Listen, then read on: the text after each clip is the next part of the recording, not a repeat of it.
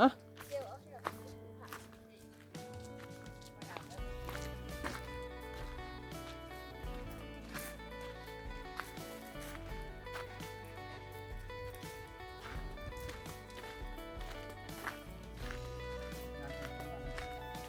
โอ้ยผมเคยมาเด้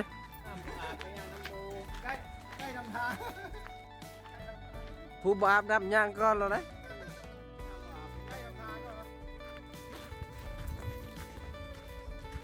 สบายดี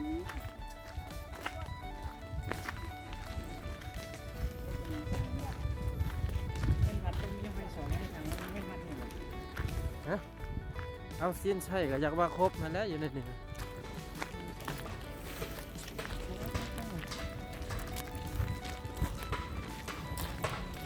คักขะสางสิเป็นคือยังคล้ายๆคือวัดน่ะเนาะธรรมกายอยู่ไทย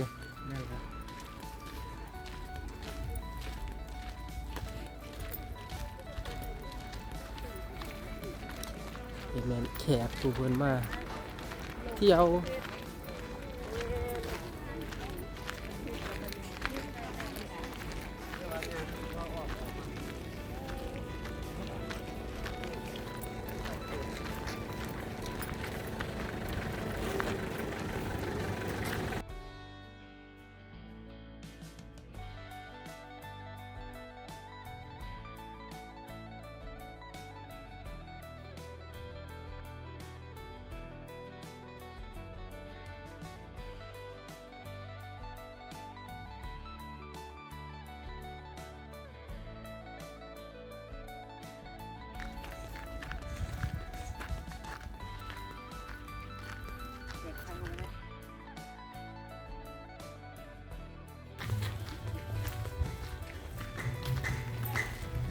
เบ้าพญานาค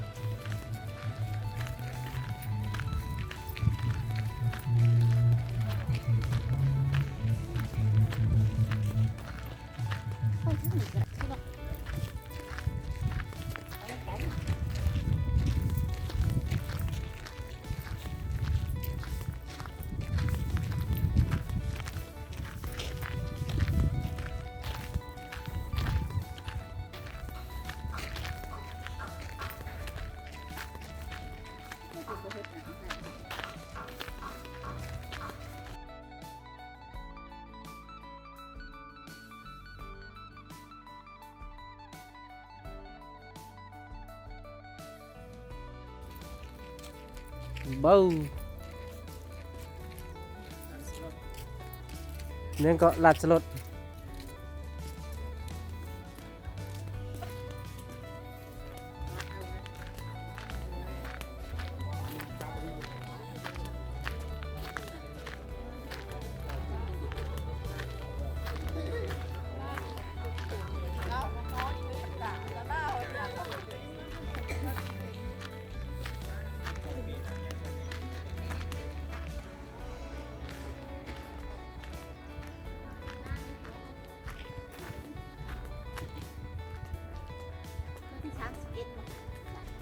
ฮะ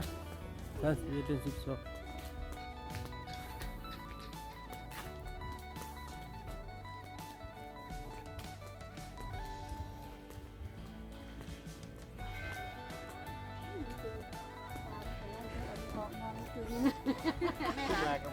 อืม บาดจำได้ผู้บาย ไม่เอาแห้งเราอยู่มันสิลดน้อยกว่าได้เห็นครูบาจับมาไล่สวนเราเสียด้วย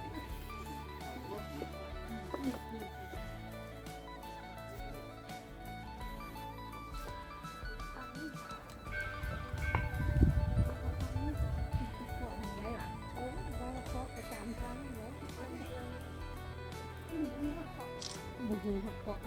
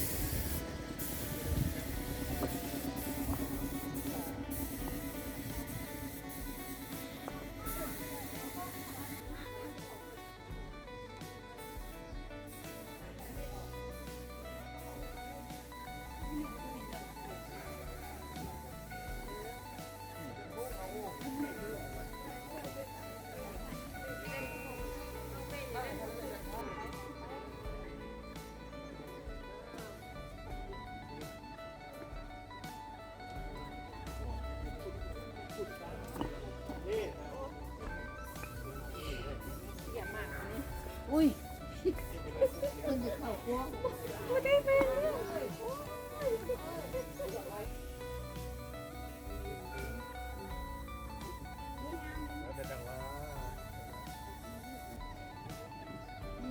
นตั้งดีบ่